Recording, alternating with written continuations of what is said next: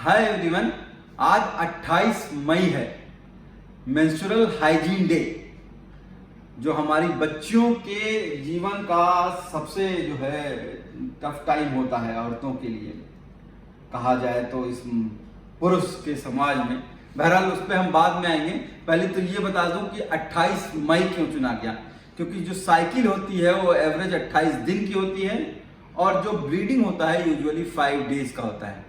हालांकि यही साइकिल जो है वो 42 दिन तक भी हो सकती है और यही ब्लीडिंग जो है वो 3 दिन से 7 दिन तक हो सकती है। लेकिन अब मैंने जब ये कह दिया कि 42 दिन तक हो सकती है, तो अगर 42 दिन से ज्यादा हो जाए तो समझ लिए कुछ गड़बड़ है, और अगर 7 दिन से ज्यादा अगर ब्लीडिंग हो रही तब भी गड़बड़ है। यानी 8 दिन ब्लीडिंग आपके बच्चे को या आपको हो रही है बच्ची को, तो गड़बड़। महिलाएं को महीना आता है, उनको कहा जाता है कि तुम इम्प्योर हो, तुम गंदी हो, तुमको अचार नहीं छूना है, तुमको पापड़ नहीं छूना है, तुमको मंदिर में नहीं जाना है, तुमको मस्जिद में नहीं जाना है, तुमको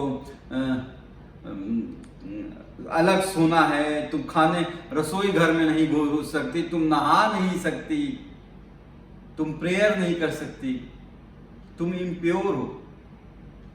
ये कितनी दुख की बात है। शर्म आनी चाहिए हमें कि हमारे लिए जो घर रहा है 9 महीना, जो गर्भ, उसी को लेके हम जो है उस महिला, उस औरत को एक तरह से टैबू बना देते हैं कि खास करके जो लड़कियां होती हैं 9, 10, 12, 14 साल की, जो टीनेज होती हैं, उनके दिल में एक दुर्भावना बन जाती है। स्कूल ड्रॉप आउट जो है उसकी वजह से 27% है, यानी 100 में से 27 लड़कियां सिर्फ इसलिए स्कूल उन दिनों नहीं जाती हैं कि लोग हंसेंगे उन पे, उनकी बदनामी ना हो जाए। खानों पे पाबंदी लगा दी जाती है, अलग सुलाया जाता है। एनीवे, तो सबसे पहले तो मैं आपको सबको अश्योर कर देना चाहता हूं, खासकर उन माओं को अश्योर कर देना चाहता हूं कि आपकी बच्ची जब 9 साल की हो जाए, 8 साल की, 9 साल की हो जाए, तो उसे पहले से ही बताना स्टार्ट कर दीजिए कि ये नॉर्मल फिजियोलॉजिकल फिनोमेना है। अक्सर माँ बाप ये गलती करते हैं, माँ गलती करती है, बता देती है, या उसके आस पास दादी नानी ये बता देते हैं कि ये शरीर की गंदगी बाहर निकल रही। नहीं, ये कोई शरीर की गंदगी बाहर नहीं निकल रही है, ये नॉर्मल फिजियोलॉजिकल फिनोमेना है। आइए आपको दिखाता हूं मैं। ये फीमेल रिप्रोडक्टिव ऑर्गन है, ये ओवरी है जहां पे अंडे उस टाइम बन जाते हैं जब बच्ची पैदा हुई थी, तभी जितने नंबर ऑफ अंडे होते हैं। ये फैलोपियन ट्यूब है, ये आपका यूट्रस है जहां पे बच्चे का मतलब समझ लीजिए कि अटैचमेंट होता है, जहां पे बच्चे का आपका जीवन का उत्पादन होता है, जहां जीवन बनता है। और ये आपकी सर्विक्स है जहां से फिर वो वेजाइना है।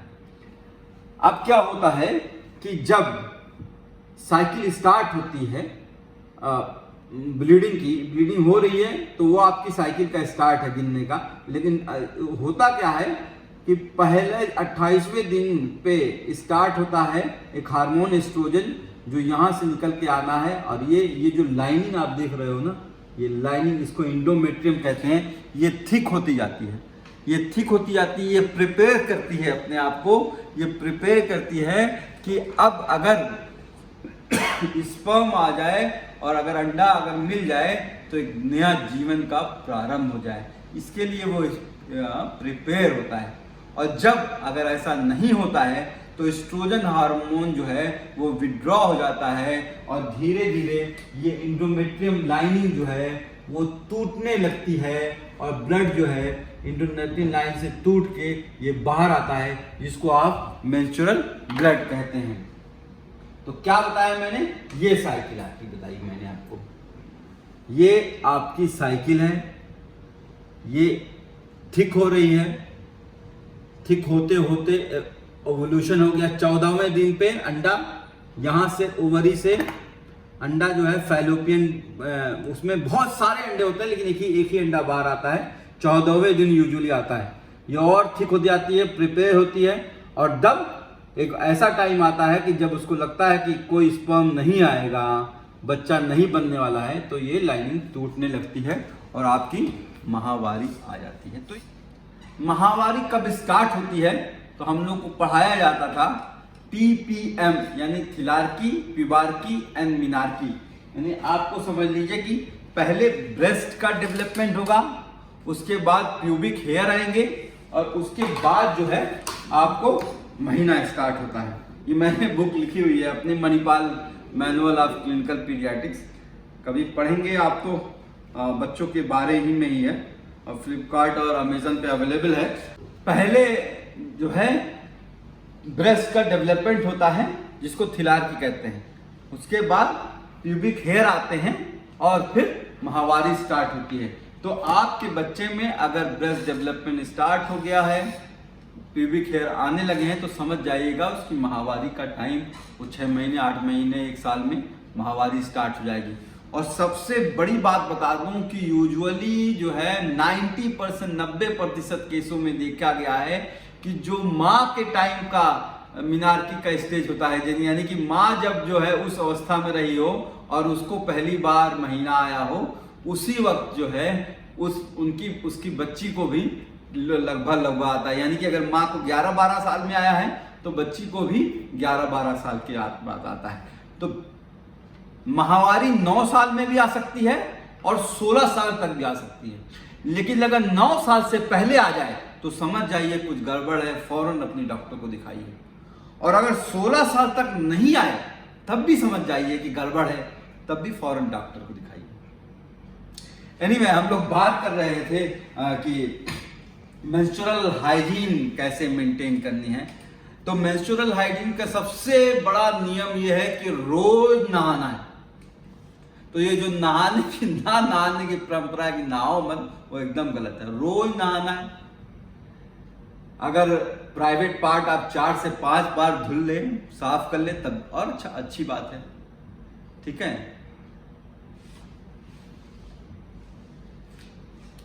अच्छा साबुन इस्तेमाल कर लिए, डिटॉल इस्तेमाल, कोई भी साबुन इस्तेमाल कर सकते हैं आप इस्तेमाल कर लीजिए। थोड़ा अगर पैसा है तो वीवॉश वगैरह ये आता है, वो साफ करने के लिए, वो उससे यूज कर सकते हैं आप। नहीं तो नॉर्मल साबुन, पानी साफ होना चाहिए और आपका हाथ साफ होना चाहिए, और तब अच्छी तरह से साफ करना चाहिए, धुल लेना चाहिए। धुलने के बाद साफ सूती कपड़े से अच्छी तरह पोंछना, ड्राई कर देना चाहिए। ड्राई क्यों कर देना चाहिए वो आगे मैं बताऊंगा क्या क्या रिस्क है, लेकिन पहले बता दूं कि धुलना है और अच्छी तरह से पोंछ लेना है। फिर दूसरा ये आता है कि कौन सा पैड इस्तेमाल करें, क्या इस्तेमाल करें। पहले लोग जो है वो ये आपका कप है, ये कप इस्तेमाल करते थे, इसमें ब्लीडिंग होती थी। ये टैम्पून इस्तेमाल करते थे। उससे अगर पहले आप चले जाइएगा तो कपड़ों में पत्तियां, राख यूज करके किया जाता था। उससे पहले जाइएगा तो कई लोगों में ये धारणा थी कि आपको सोच के हैरानी होगी किस तरह से लड़कियों और औरतों के साथ, मतलब ये पुरुष प्रधान समाज ज्यादती करता है और औरतें ही उसमें इन्वॉल्व हो जाती हैं, जो एल्डरली होती हैं। ये कहा जाता था कि कोई भी कपड़ा नहीं लगाना है, क्योंकि ये शरीर की गर्मी है बाहर निकल रही, तुम कपड़ा लगाओगी तो शरीर की गर्मी जो है अंदर ही रह जाएगी और तुम्हें बीमारी हो जाएगी। तो वो जो है कपड़ा क्या करते थे कि डार्क कपड़ा, लाल रंग का कपड़ा या सलवार या काले रंग का मतलब सलवार पहना करते थे, जो भी कपड़ा पहना करते थे। बहरहाल अभी भी बहुत जगह में, इंडिया में अभी भी 70% लोगों में जो है वो ये यूज कर रहे हैं, कपड़े का करते हैं। बहरहाल अगर आप यूज कर रहे हैं तो बनाना आपको अच्छी तरह समझिए। ये कपड़ा अच्छी तरह से सूती कपड़ा होना चाहिए, धोल दीजिए अच्छी तरह से गर्म पानी में, धूप जो है भगवान ने ऐसा बनाया हुआ अल्लाह ताला ने कि स्टेराइल कर देता है, तो धूप में अच्छी तरह से सुखा देना चाहिए। और उसके बाद कुछ लोग जो है टिश्यू पेपर भी यूज़ करते हैं, लेकिन टिश्यू पेपर जो है वो बाद में चिपकने लगता है। तो कॉटन का मोटा ये रखेंगे, और ये कपड़ा डबल होना चाहिए। मैंने रुमाल ले लिया है, लेकिन कपड़ा डबल होना चाहिए, सूती कपड़ा होना चाहिए। कुछ लोग घर में पुरानी साड़ी, पुराना दुपट्टा, पुरानी चादर वगैरह भी यूज़ करते हैं। अब गरीबी है भारत में तो हम उसको डिनाई नहीं कर सकते, लेकिन जो भी कपड़ा आप यूज़ करते हैं उसको अच्छी तरह से गर्म पानी में, डेटॉल में अच्छी तरह डाल के, गर्म पानी में खौला के, फिर धूप में सुखा के, और तब ये बनाइए। थोड़ा ऐसे मोड़ लीजिए, अच्छा स्टेराइल कॉटन का एक वो पैड बना के, जितना लंबा रहेगा उतना अच्छा है। ये डिपेंड करता है कि हिप की साइज क्या है, बच्ची की उम्र क्या है, उसका वजन क्या है। ये आपका लोकल वो बन गया। अब आप ये अपनी पैंटी पे के ऊपर ऐसे रख लेंगे तो ब्लीडिंग हो जाएगी, ब्लीडिंग इसमें सोख ली जाएगी। इसको लेकिन बस फ्रिक्वेंटली जो है चेंज करना पड़ता है। और कुछ लोग इसको रीयूज करते हैं, तो रीयूज तो मैं रिकमेंड नहीं करूँगा, लेकिन अगर करना है तो अच्छी तरह से उसको वो सुखा के करना होगा। ये पैड होता है सैनिटरी नैपकिन्स, बेस्ट माना जाता है। अगर आपके पास पैसा है, अक्षय कुमार जी की पैडमैन आई थी मूवी, और बहुत अच्छी मैंने बहुत पसंद भी की। आप ये आजकल तो 8-10 रुपए में आ गया, और ये पैड होता है, खोल के आप पैंटी में लगा सकते हैं। ये धीरे धीरे अब्जॉर्ब कर लेता है। तो ये तरीके हैं, यानी कि जो टैम्पून और कप वगैरह और कपड़े में राख रखना और पत्ती रखना वो सब खत्म हो चुका है। कुछ लोग इस तरह के बना ले रहे हैं, कुछ लोगों के पास पैसे हैं तो आपको सैनिटरी नैपकिन ला रहे हैं।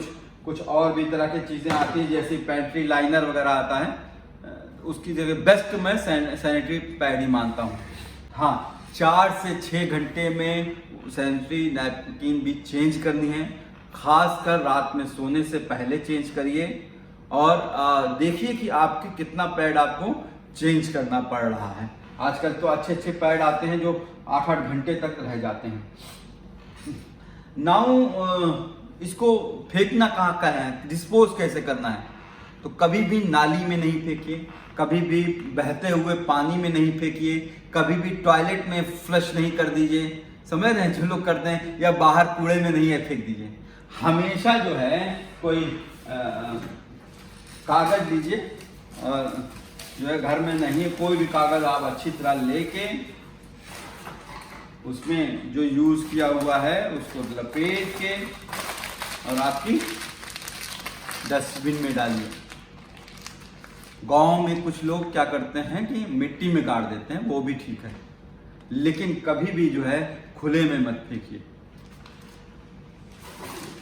ऐसे भी कहा जाता है कि ये ऐसा ब्लड है, ये ऐसा नॉर्मल ब्लड फ्लो है जिसको मोस्ट टैबू माना जाता है, जिसके बारे में कोई बात नहीं करना चाहता, जिसके बारे में कोई जो है कोई देखना नहीं चाहता है।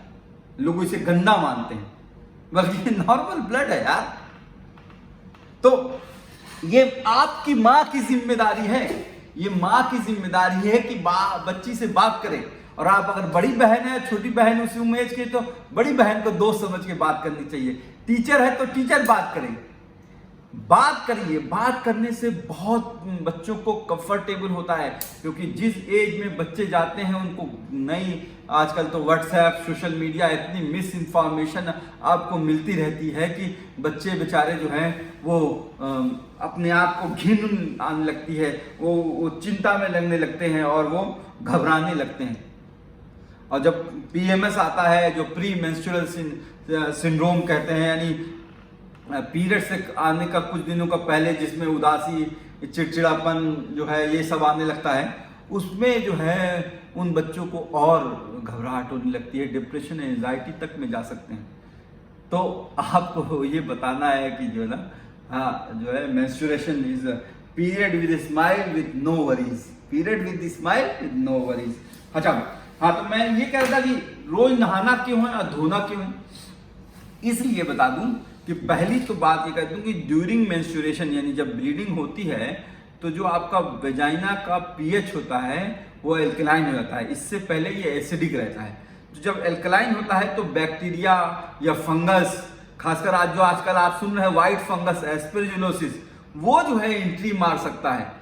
दूसरा गीलापन रहता है, तीसरा जो है मुंह थोड़ा खुला रहता है सर्विक्स का। तो ये चांस रहती है कि ऊपर तक इन्फेक्शन पहुंच जाए, इंडोमेट्रोसिस हो जाए, जो है यूटीआई हो जाए, कैंडिडियासिस हो जाए, ये सारे इन्फेक्शन हो सकते हैं।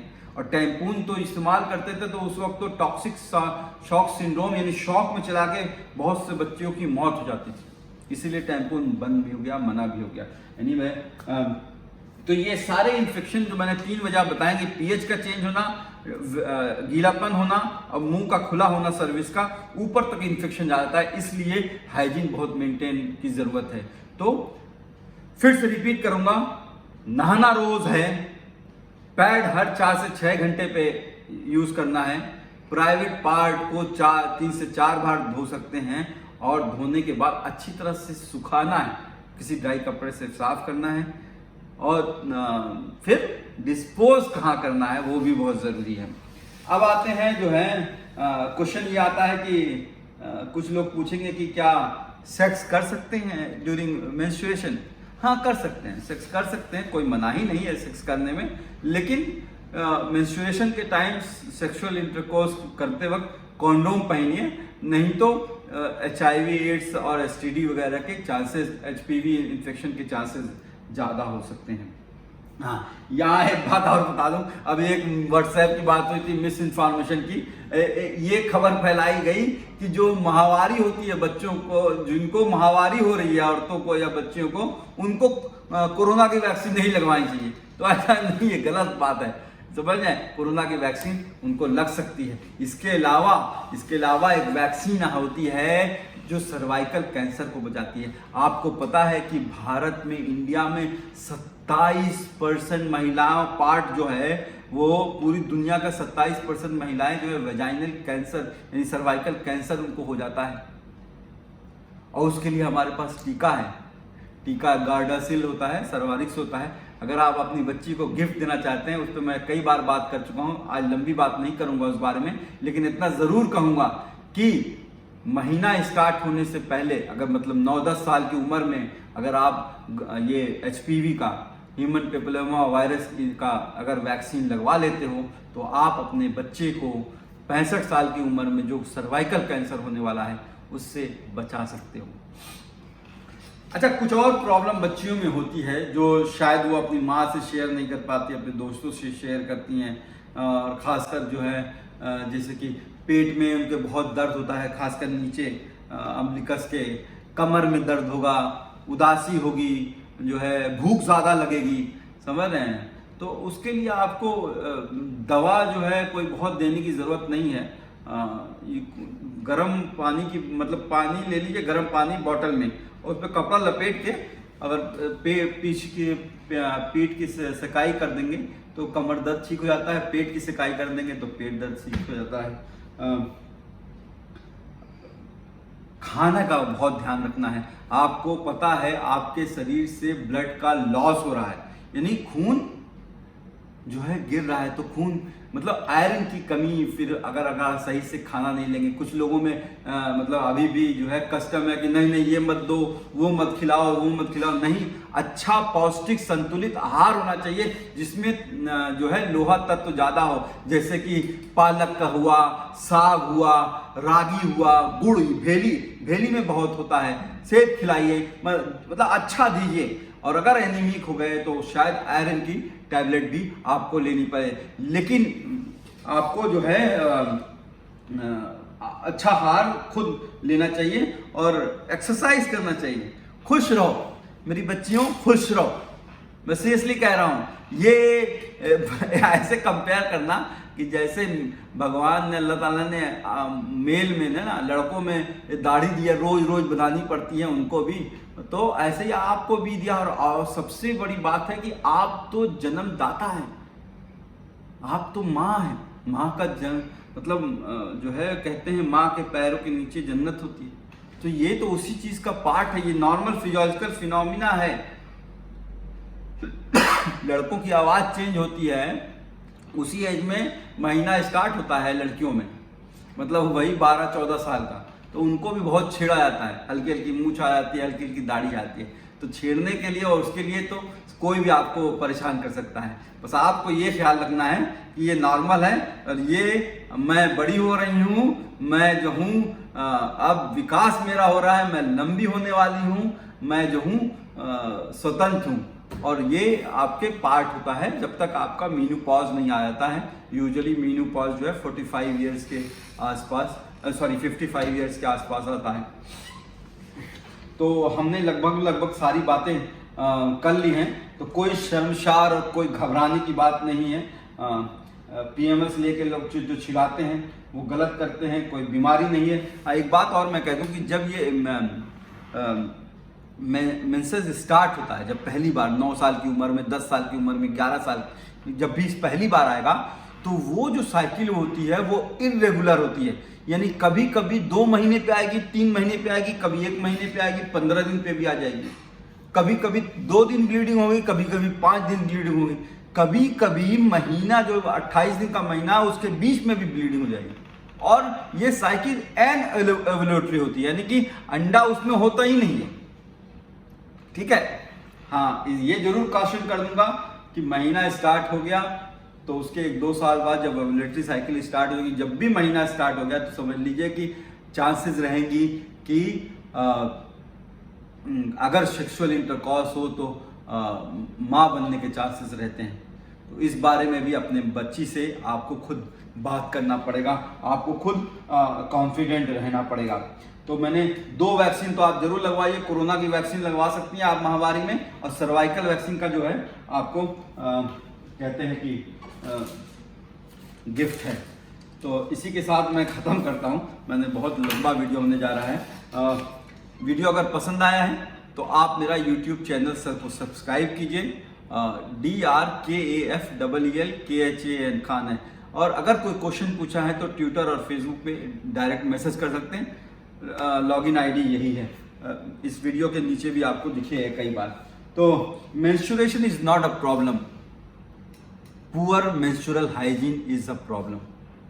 तो यानी कि माहवारी प्रॉब्लम नहीं है, जो उसका गंदगी है, उसकी वजह से इन्फेक्शन है, उसकी वजह से प्रॉब्लम है। अगर इन्फेक्शन ऊपर तक पहुंच गया तो हो सकता हो आप कभी माँ ही ना बन पाए, बच्ची को प्रॉब्लम बहुत और हो सकती है। तो बेटर है कि जो है मेंस्ट्रुअल हाइजीन का पालन किया जाए। लास्ट में बस इतना कहूंगा कि सारी गवर्नमेंट सरकारों ने जो है इस बात को, सैनिटरी नैपकिन पैड को फ्री अवेलेबल कराया हुआ है। हर सरकारी हॉस्पिटल में आप कभी भी जाके मांग सकती हैं, डिमांड कर सकती हैं कि मुझे सैनिटरी नैपकिन चाहिए। तो अगर आप खरीद नहीं पा रही हैं और आप अगर इस कपड़े को यूज नहीं करना चाहती हैं, इस कपड़े वाले पैड को, तो बेटर है कि आप कोई भी अपनी प्राथमिक चिकित्सा हो, कम्युनिटी सेंटर हो, डिस्ट्रिक्ट हॉस्पिटल हो, जाइए और डॉक्टर से कहिए कि मुझे जो है सैनिटरी पैड चाहिए, और गर्व से, हक से कहिए। Okay, thank you.